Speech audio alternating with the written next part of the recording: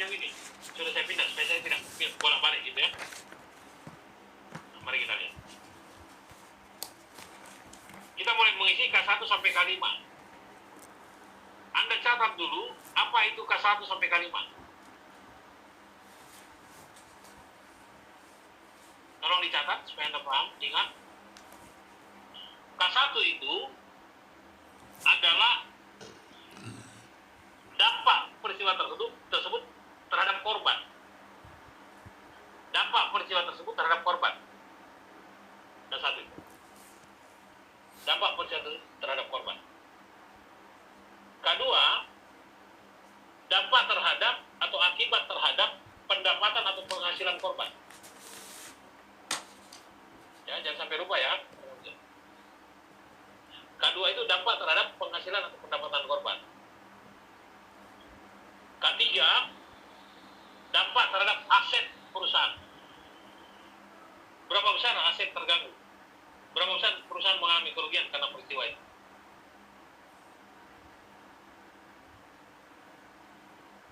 Keempat, dampak terhadap lingkungan.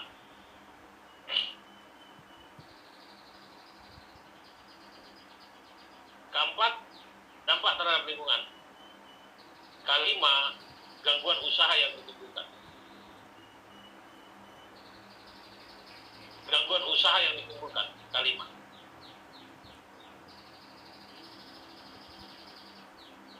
Ada pertanyaan? Atau ada yang perlu saya ulang? Yang K1 tadi, Pak. K1 dampak terhadap korban. K1 itu dampak terhadap korban. Kedua, dampak terhadap penghasilan atau pendapatan korban. Ya. Ketiga, dampak terhadap aset perusahaan. Keempat, dampak terhadap lingkungan. Kelima, gangguan usaha yang ditimbulkan. Clear ya? Oke, kita lanjut sekarang. K1, tidak ada peristiwanya. Karena tidak ada peristiwanya, tadi nilai terendah berapa? 1. Maka Anda tulis K1 untuk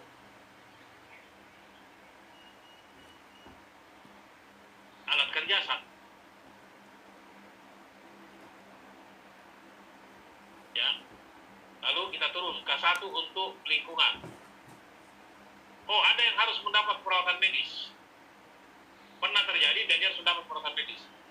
Perawatan medis berapa K1-nya nilainya? 2. Skala 2, Pak. 2. Betul. 2.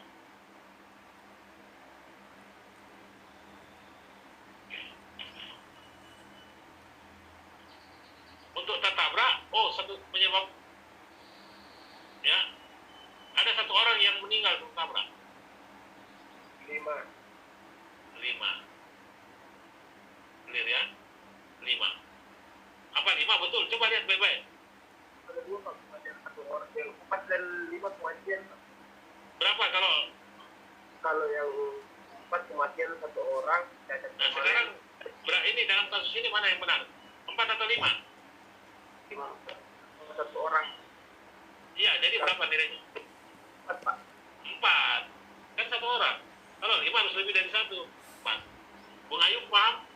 Siap, Pak. Siap. Oke. Clear ya? Ada pertanyaan untuk K1? Tidak ada, aman. Kita masuk K2. Dampak terhadap pendapatan atau penghasilan korban. Berapa kehilangan pendapatan korban karena peristiwa itu? Untuk ya, kita harus tahu dulu berapa penghasilan korban itu. Karena yang ditahukan penghasilannya. Rumus pertama, Anda harus ingat, upah tidak sama dengan pendapatan.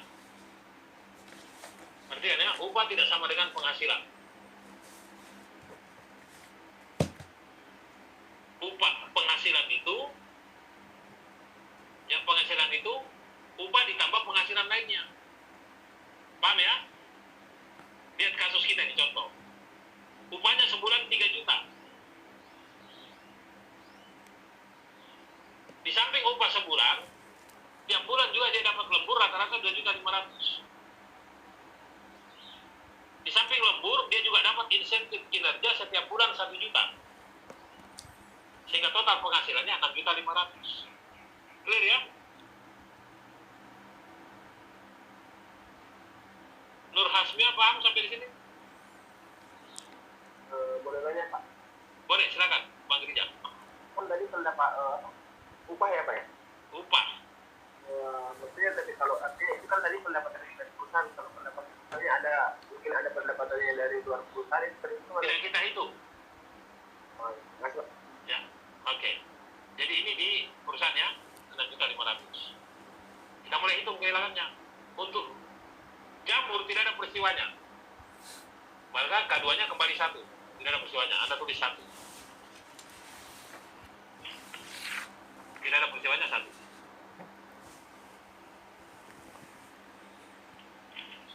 Sekarang untuk ISPA, perhatikan baik-baik.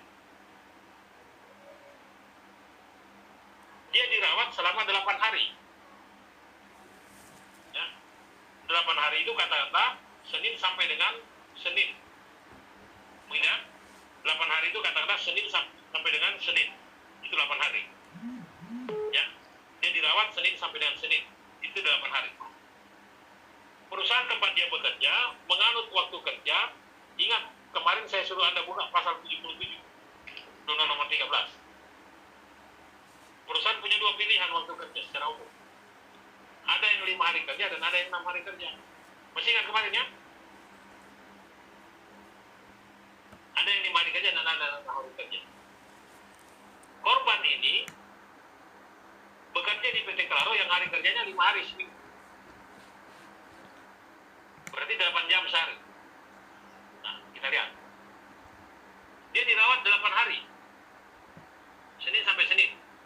Kalau begitu berapa hari dia tidak masuk kerja? 10. Kok jadi 10? 8 ya Pak? 8 jam ya? 7 hari, Pak. Dia kan waktu kerja di perusahaan itu 5 hari dalam seminggu. Dia dirawat 8 hari, Senin sampai Senin. Berarti dia tidak masuk kerja berapa hari? 6 hari, Pak. 6 hari. 6 hari. Iya kan, Jumat, Sabtu, Minggu kan libur. Pak Rijal? Ya Pak. Itu nanti kalau hari 10 hari. Ya, oke. Jadi, begitu ya, dia tidak masuk selama 6 hari.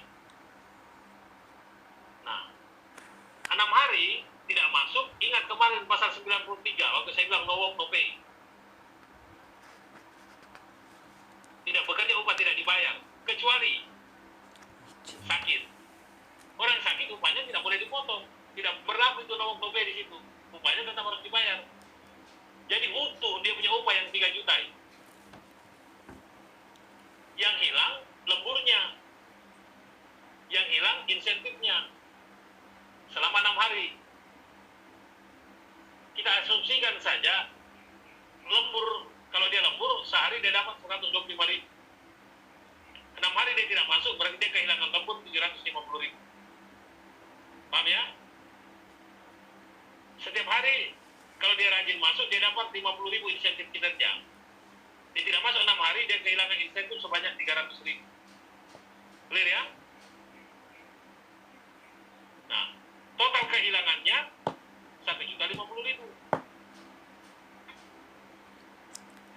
Total kehilangannya 1.550.000. Berapa konsekuensi yang dia derita? Total kehilangan dibagi penghasilan yang seharusnya kali 100%. Berapa penghasilan seharusnya tadi? 6.500.000. Dia kehilangan berapa? 1.050.000.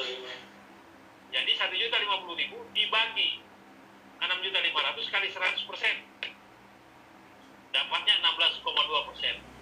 Kita masuk ke tabel, 16,2 itu nilainya berapa? Lalu 16,2 nilainya berapa? Berapa? 3, benar. Ya. Anda tulis 3 sekarang.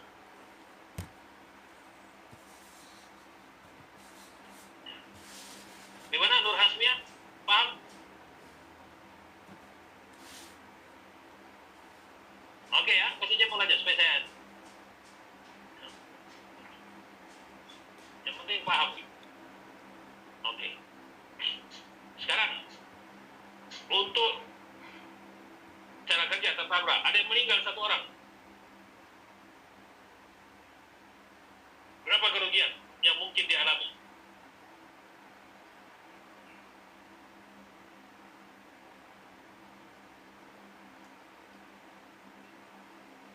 Lebih besar dari 50% kan? Oh iya, hilang semua penghasilannya kan? Semua berarti 5 ya kan? 5.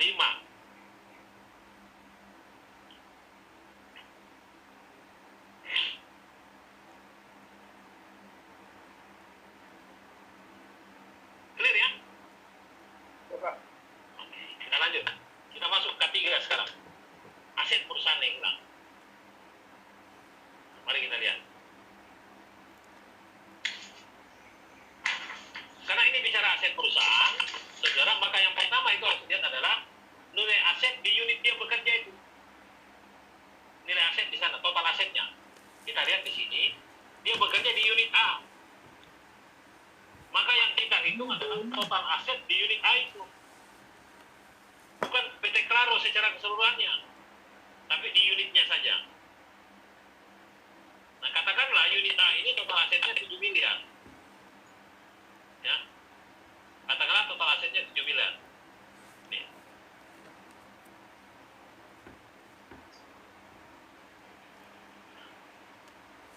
Kita lihat.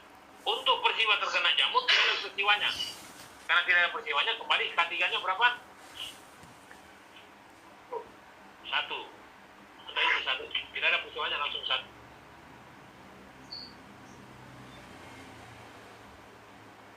Tidak ada peristiwanya, langsung 1. Nah, sekarang isbah. Perhatikan. Dia dirawat 8 hari. Tapi korban ini, dia peserta BPJS. Maka semua biaya pengobatan dan perawatan ditanggung oleh BPJS. Perusahaan tidak mengalami apa-apa. Tidak mengeluarkan apa-apa dari situ.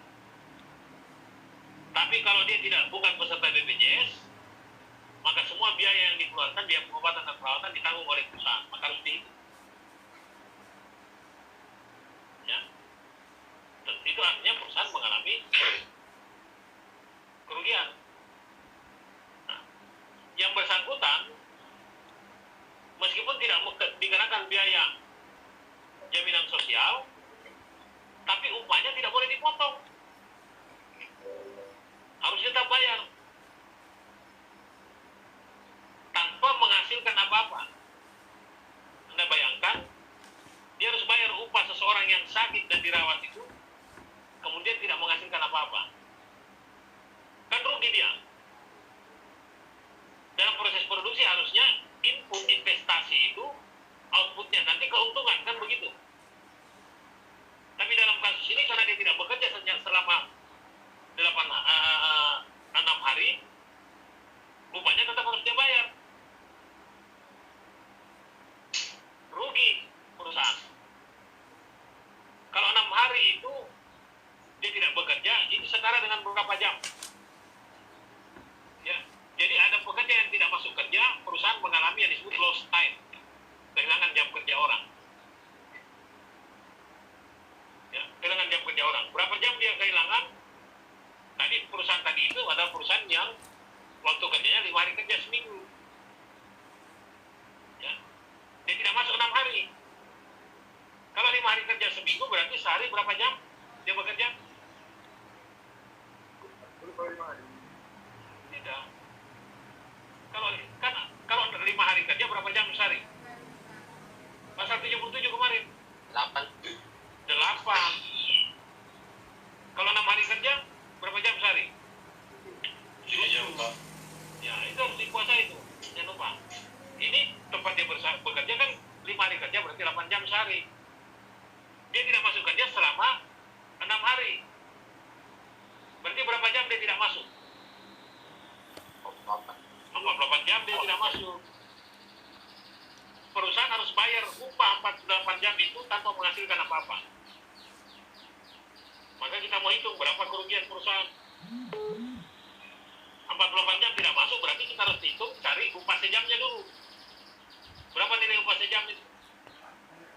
Cara mencari upah sejam adalah upah sebulan dibagi 173. Cara mencari upah sejam itu adalah upah sebulan dibagi 173. Pak, Dari 173 ini Pak dari mana ya, Pak? dari mana datangnya 173 itu? Itu dari 40 dikali 52 dibagi 12. Dapatnya 173,33. Ini. 40 itu jumlah jam kerja maksimal dalam satu minggu. 52 itu jumlah minggu dalam setahun. Jumlah pekan, bukan jumlah hari minggu ya. Jumlah minggu, jumlah pekan dalam setahun, jumlahnya 52. 12 itu jumlah bulan dalam setahun. Hasilnya 173,333 dan seterusnya dibulatkan 173. Clear ya?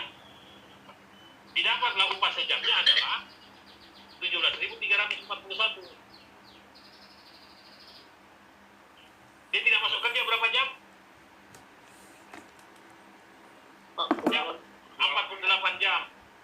Karena dia tidak masuk 48 jam, maka kita kali 48 jam kali 17.341 dapatnya 832.368. Itu dibagi total aset kali 100%. Total asetnya kan 7 miliar. Kali 100% dapatnya 0,001. Dalam tabel 0,01 itu pasti 1. Maka kita dapat sekarang K3 untuk ISPA atau lingkungan itu 1.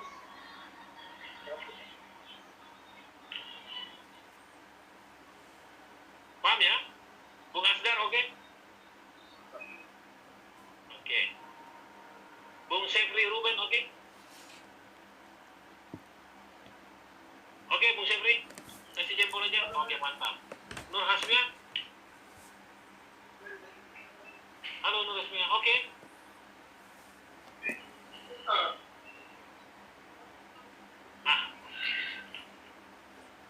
Nur Hasmia perit suara ya? Ya. Maaf Pak, dan bisa ada HP-nya.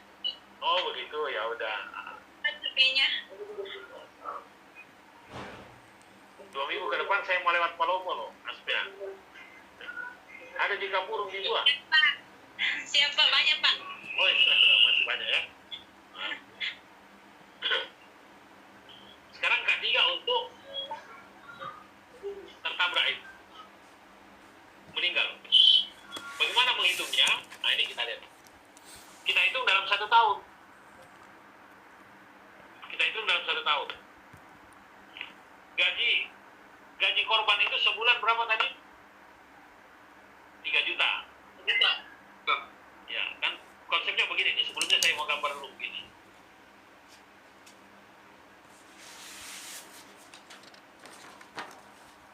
Kalau kita bicara proses produksi,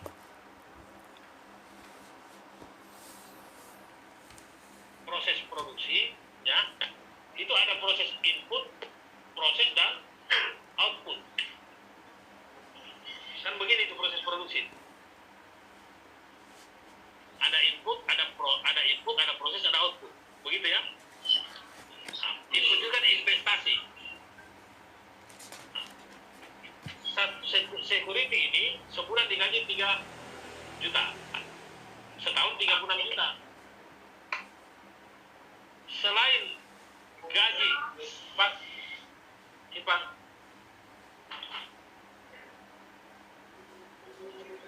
nanti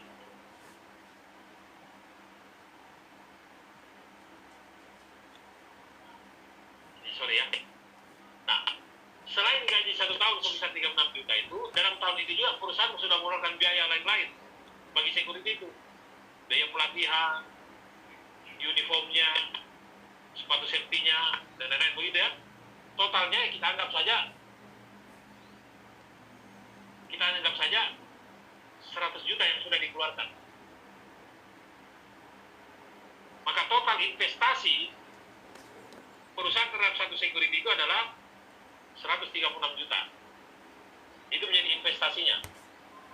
136 36 juta. Input itu dalam jadi perusahaan, dia jadi input. Dia masuk dalam proses produksi. Harusnya keluar output kan? Kalau outputnya sama dengan inputnya, di sini keluarnya juga 136 juta, ya keluar juga 136 juta di sini. Itu bukan usaha namanya, Asmia. Itu nyumbang rugi. Nyumbang rugi itu. Kalau usaha begitu. Ruginya kenapa? Karena biaya produksi belum dia hitung. Ya kan? Harusnya orang usaha itu kan ada untung. Ini tidak. Dengan meninggalnya satu security itu, perusahaan sudah kehilangan. Karena dia belum ini. Paham ya? Nah. Lalu kalau kemudian, dia harus hitung biaya produksinya. Kalau biaya produksinya juga itu 136 juta, anggap saja begitu ya. Anda nanti kalau di tempat kerja, jangan seperti itu. Tanya sama bagian accounting, berapa biaya produksinya itu. Kalau biaya produksinya 136 juta, begini, investasinya 136 juta, biaya produksi 136 juta, lalu outputnya itu 272, outputnya 272, itu belum ada untung. Kembali modal namanya. Masa sih ada usaha kembali modal terus? Karena harus ada untung. Ya. Anggap saja target untungnya itu sama dengan investasi 136 juta. Jadi anggap saja dia 136 juta. Juga untungnya ya. Dia mau untungnya 136 juta. Berarti kalau dia mau untung 136 juta, maka outputnya itu harusnya 408 juta. Dia harusnya outputnya 408 juta. Baru dia ada untung. Oke, gimana Robe, Pak, paham? Paham. Oke. 408 juta. Berapa nilai aset si security ini? Nilai asetnya adalah input ditambah output. Di jumlah itu. Input ditambah output. Dapatnya 544 juta. Dapatnya 544 juta. Input ditambah output. 136 juta ditambah 408 jadi 544 juta. Inilah yang dibagi 7 miliar, dibagi total aset. Dibagi 7M kali 100%.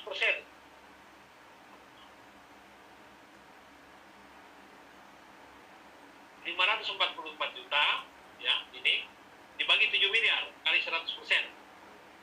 Dapatlah 7%. 7% dalam tabel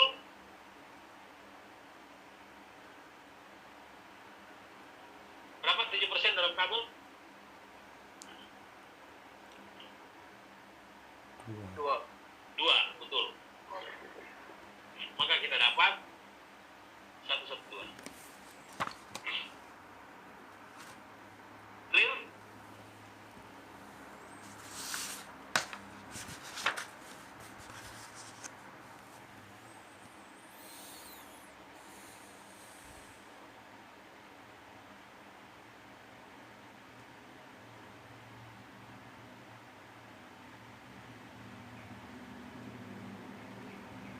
Ini maaf, ini ada teman cleaning service, jadi saya suruh bersihkan dulu juga.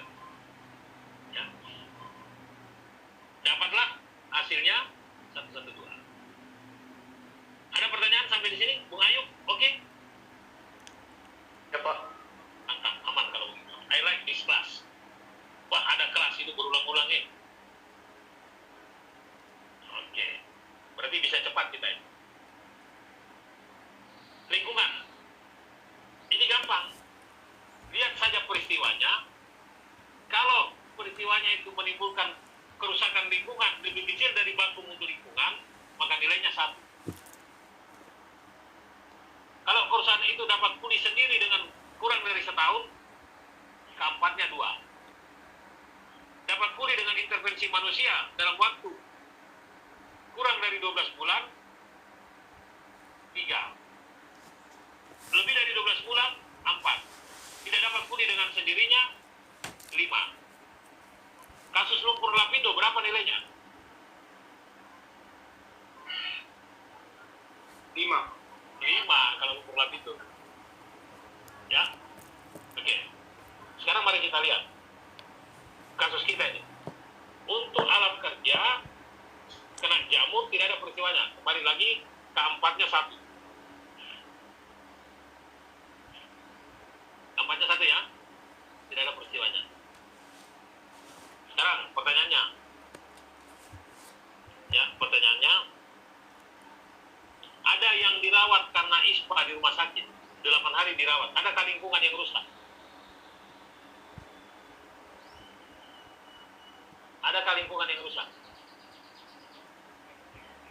Ada yang dirawat karena ISPA, adakah lingkungan yang rusak? Tidak ada, Pak. Tidak ada. Berarti berapa keempatnya? 1. Sama 1. Kelima, ada orang tertabrak meninggal dunia, adakah lingkungan yang rusak? Keempatnya, sorry. Ada seseorang yang ditabrak meninggal dunia, adakah lingkungan yang rusak? Ya, Pak. Ya? Ada lingkungan rusak? Ada, Pak. Tidak ada. Berarti semua 1 ya, keempatnya.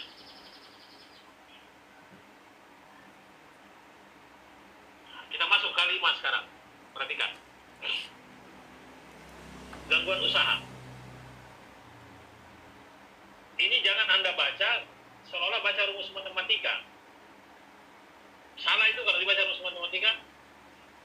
Ini kita baca dalam narasi. Bacanya dari belakang, Pak Ismunandar. Dalam 2 kali 24 jam terjadi gangguan usaha sekian persen.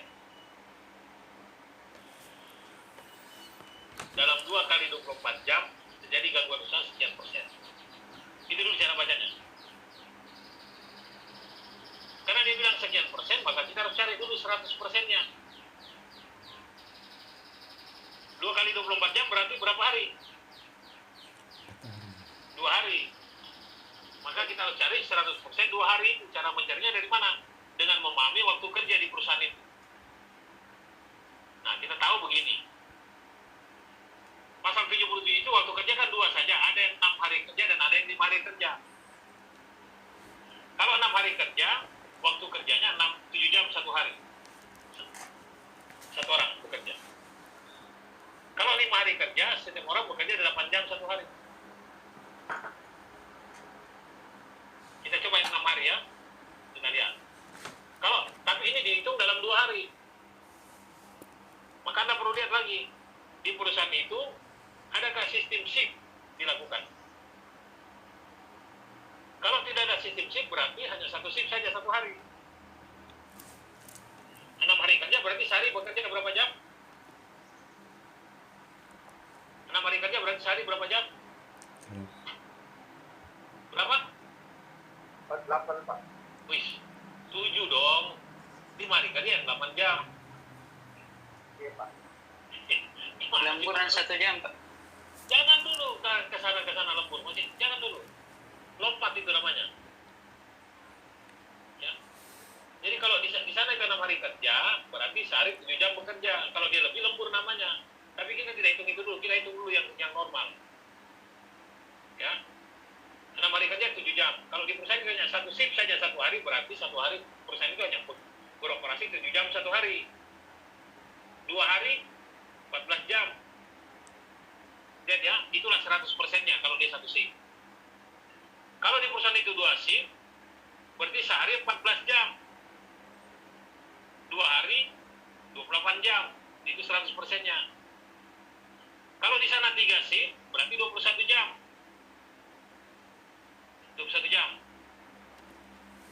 Ya, berarti kalau 2 hari 42 jam. Tapi tadi bunga Asdar, kalau 3 shift itu biasanya ada lembur 1 jam. Dia cukupkan menjadi 8 jam. Sehingga tertutup 24 jam 1 hari kan. 2 hari menjadi 48 jam. Sampai di sini paham? Asmia paham sampai sini Asmia? Iya, Pak. Paham. Oke, mantap. Ya,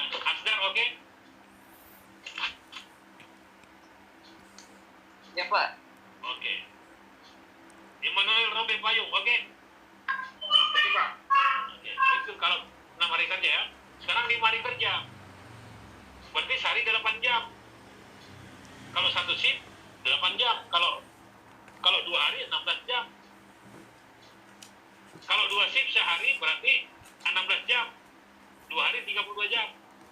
Kalau 3 shift di perusahaan itu sehari 24 jam, 2 hari 44 jam. Itulah 100%-nya. Clear ya? Oke? Nah, kita lanjut. Untuk jamur tidak ada peristiwanya, maka kembali kalimatnya 1. Kalimatnya 1.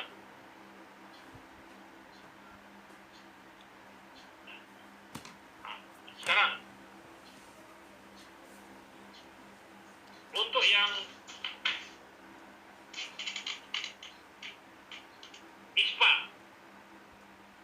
berhenti nggak beroperasi tergantung ke perusahaan karena ada yang dirawat di rumah sakit selama 8 hari. Berhenti perusahaan? Tidak. Berarti berapa? 1 karena tidak menyebabkan berhenti. 1 ya. Oke, sekarang ada yang tertabrak meninggal. Karena ada yang meninggal, polisi datang. Dia pasang polis lain selama 7 jam. 7 jam hotel kolaps.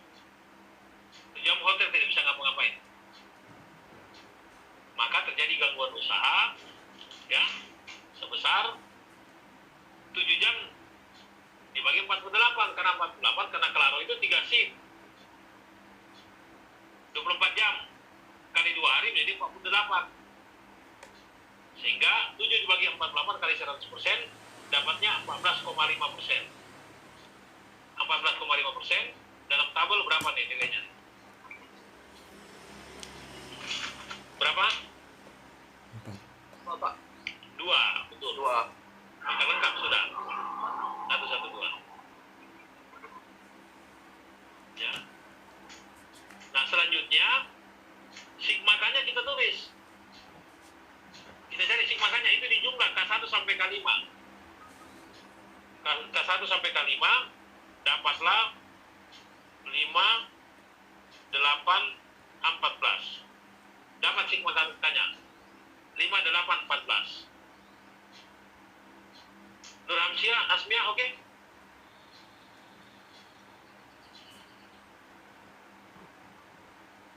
Oke ya? Iya, Pak. Oke. Hasil ini kita pindah ke matriks kita yang pertama tadi. Kita masuk matriks yang pertama yang ini. Hasil sigmaka itu kita pindah ke sini. 5, 8, 14. Ya. Nah, kita cari resikonya. Berapa resikonya? Ini rumus resiko. Peluang dikali sigma konsekuensi. Ya. Peluang dikali sigma konsekuensi. Berarti kita dapat resikonya 1 kali 5, ini 5. Ya. 4 kali 8, 32. 5 kali 14, 70. Sudah dapat ya? Lalu Anda kasih di sini. Kasih begini ya, kasih titik 2. Oke. Dapatlah resikonya 5, 32 sampai dengan 10. Nah, setelah dapat begini, kita harus lihat rating resikonya. Rating resikonya itu nanti Anda buka lagi di PowerPoint ini. Ini ada rating resiko. Rating resikonya itu 0 sampai 19, 0 sampai 19 ratingnya A, 20 sampai 39 ratingnya B, 40 sampai 69 ratingnya C, 70 sampai 125 ratingnya D. Dari kasus ini kita dapatkan rating risikonya itu alfa, beta, dan delta. Lihat delta ini D. Risiko sangat tidak dapat diterima, harus ada tindakan pengendalian segera. Maka kita kembali itu.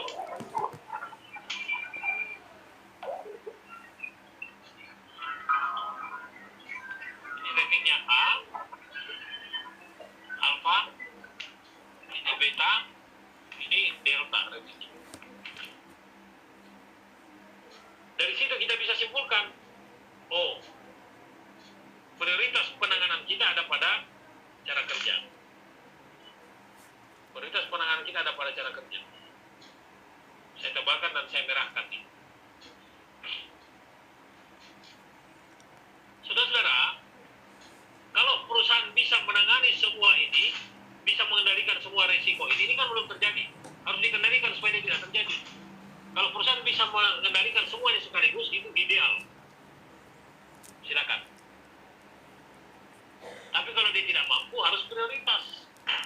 bicara prioritas, maka cara kerja menjadi prioritas. Ini harus kita kendalikan. Maka masuk kita pada teori pengendalian risiko. Ya. Masuk kita pada teori pengendalian risiko. Ada berapa pengendalian risiko menurut teori? Dasar-dasar K3 kemarin. Ada berapa? Ada 5, dimulai dari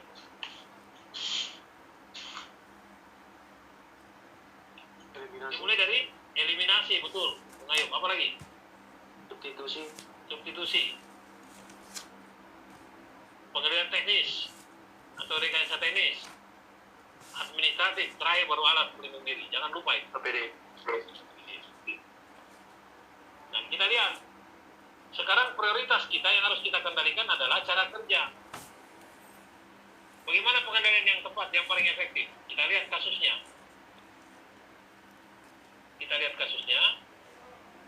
Ya.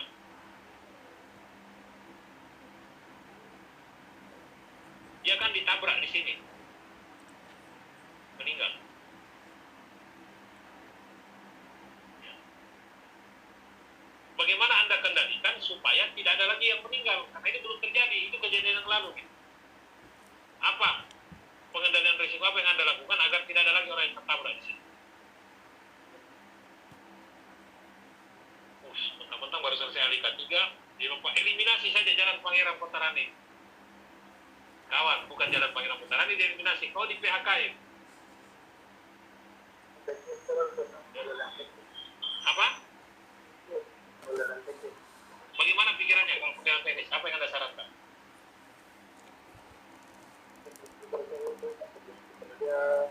Oke. Tahu safety cone? Safety cone. Itu yang dipasang di jalan warnanya orange, tingginya hampir 1 meter. Kerucut bentuknya. Warnanya orange. Kenapa harus orange warnanya? Biar gampang terlihat, Pak. Iya, tidak terlihat. Karena kalau dia hitam, nanti Bu Hasmia lewat situ, dia pikir ada topinya nenek lampir berceceran. Ya, orange supaya mudah terlihat. Maka dipasanglah di sini, ya, mulai dari pinggir di sini, pelan-pelan mulai tentu koordinasi dengan LLDR ya, dengan kepolisian. Pelan-pelan ini dipasang dari sini, ya, dari pinggir sampai sepertiga badan jalan dia dapat safety cone itu, sehingga semua kendaraan yang bergerak dari arah selatan ini menuju ke flyover semua akan bergerak ke kanan. Begitu yang berputar di sini, dia akan tidak lagi dia ke kiri, tapi dia kembali ke kanan. Amanlah security. Lalu dengan demikian kita pasang di sini. Di dalam pengendalian kita pasang pemasangan 30 unit safety cone.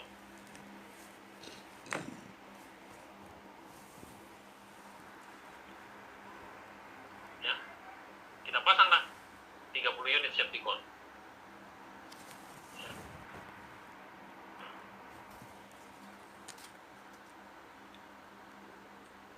Dari sini nanti, setelah kita dapatkan buat usulan 30 unit safety cone, maka kita kembali ke materi awal tadi.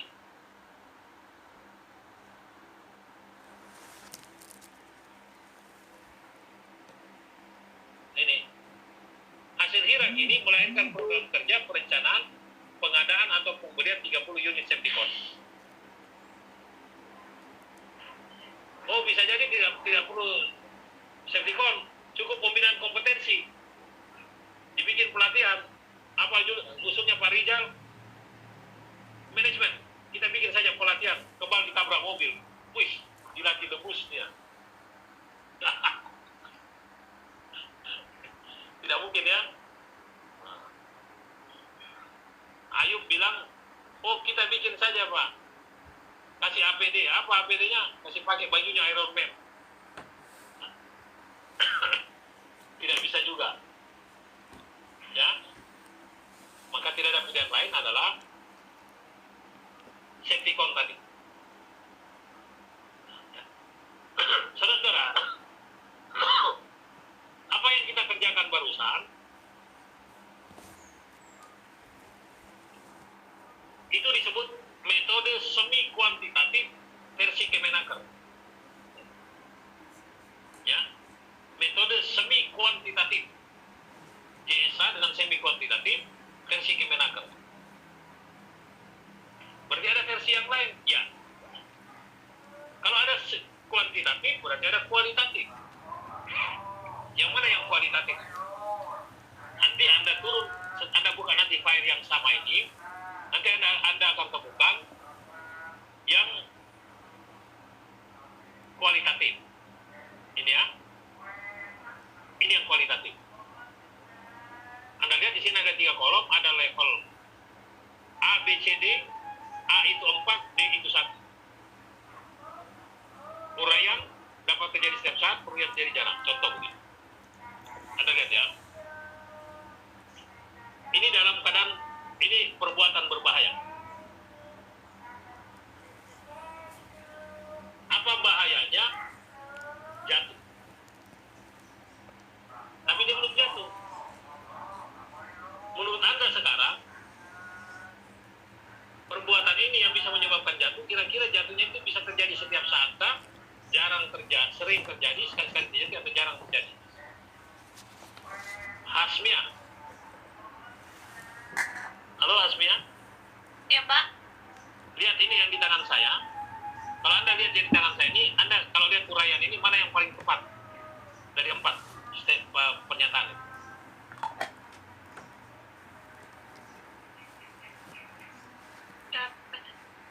Kemungkinan terjadi. Sering. Kemungkinan terjadi sering ya. Oke. Bung Immanuel. Kalau Anda yang mana, Bung Immanuel? Kalau saya itu Pak bisa jadi Setiap saat. Pak Dodi. Kalau Pak Dodi ini mana nih yang kena nih?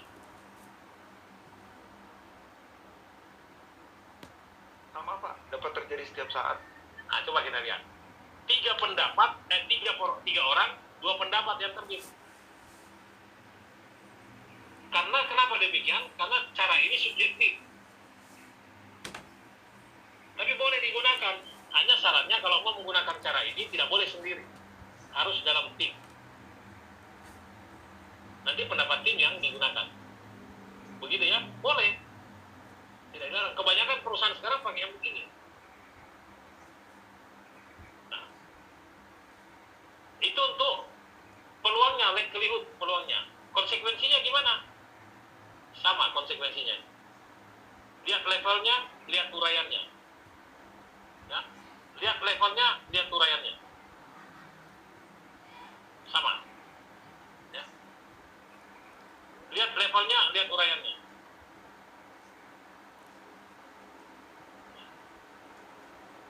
Sama saja. Ini konsekuensinya. K-nya tadi. Bedanya, kalau menggunakan metode semi kuantitatif tadi, itu harus K1 sampai K5. Kalau kualitatif ini tidak perlu K1 sampai K5. Anda tinggal isi saja, lihat saja ini. Level dengan ya.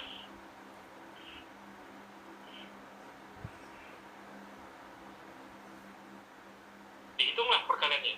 Sama. Pertanyaannya sekarang dari saya. Kalau Anda mengadvokasi perusahaan, Anda akan gunakan metode yang mana? Semi kuantitatif yang pertama tadi, K1 sampai K5, atau Anda menggunakan metode kualitatif? Mau pakai yang mana? Pilihannya yang mana? Jadi Pak yang pertama Pak, Alasannya Pak Heriadi? lebih akurat sih kayaknya Pak. Lebih akurat Pak? Oke, clear. Sip. Yang lain ada punya pendapat?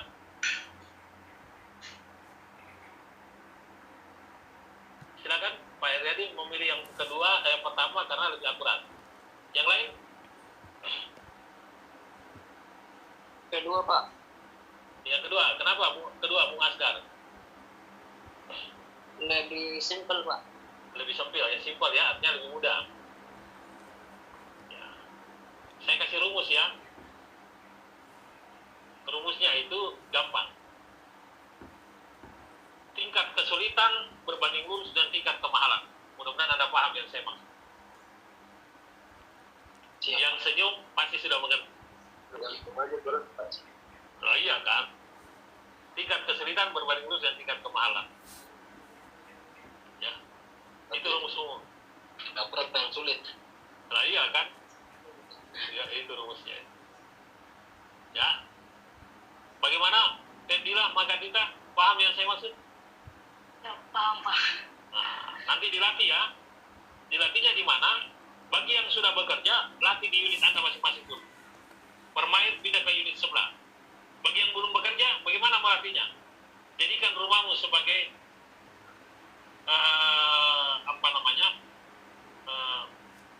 media untuk pelatihan. Anggap saja unit 1 itu halaman depan, garasi. Masuk unit 2 di mana? Ruang tamu, ruang tengah, kamar ibu, kamar adik, dapur. Itu dapur potensi banyak tinggi. Hanya saya bilang kalau kau latih di rumah, jangan pakai doa. Ya, jangan pakai doa. Masa rumah saya di dunia ya? Kalau perlu pukul jidat itu, amit-amit. Begitu ya.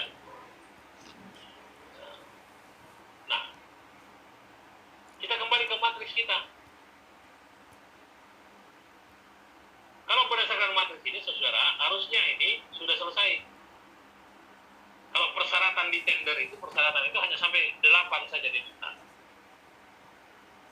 9, 10, 11 tidak diminta. Itu inisiatif saya. 9, 10, 11. Kenapa saya bilang inisiatif? Supaya Anda lebih mahal. Saya mau kalau Anda mengadvokasi perusahaan, Anda bisa menggaransi dia. Bos, kalau pakai saya punya metode ini, saran saya pemasangan 37 Septicon, saya yakin tahun depan kalau diirap kembali, hasilnya itu target. Yakinkan klien itu ya. Itu kalau hirak pertama. Tapi kalau hirak berikutnya, atau perusahaan itu sudah pernah hirak, kita tinggal melanjutkan. Itu hirak yang lalu Anda pindahkan ke kanan. Hasil hirak yang lalu Anda pindahkan ke kanan. Hirak yang mau ini belum, karena baru akan kita hirak yang sekarang. Yang lalu menjadi pembanding untuk yang baru.